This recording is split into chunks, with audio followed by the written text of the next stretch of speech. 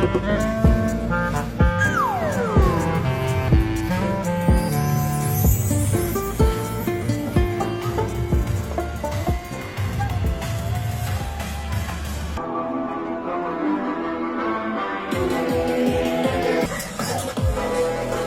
we are calling all our 10K runners to please join us here at the assembly area. So it is located in front of Aswalaco Rotonda.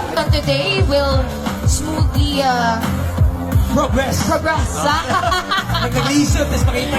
Tips, former John Marathon series. Or kayo, di ba? Eto na, mag-warm up na ba tayo? Parang maya-maya pa ata, Kaiser. But for now, no, let's take this opportunity na lang once again to thank all of our for moving. Follow emergency staff. They will guide you to safety. Check on others. Help fellow runners who may be injured or disoriented. And wait for the all clear signal before returning to the event area. Ayan.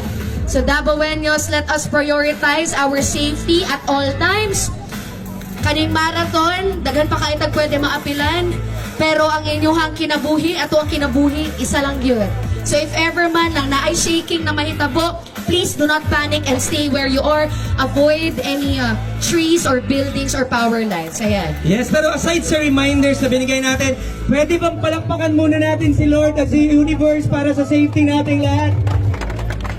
Bilang nandito tayo ngayon, that means we are safe from all of those things that happened nung mga past few days. Kaya maraming salamat. And this is your time to shine.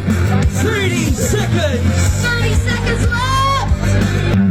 15 seconds! 10, 9, Sabay-sabay na! 7, 6, 5, 4, 3, 2, 1!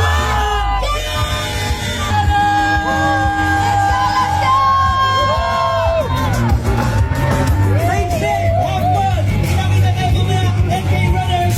Yes, good luck to all of you!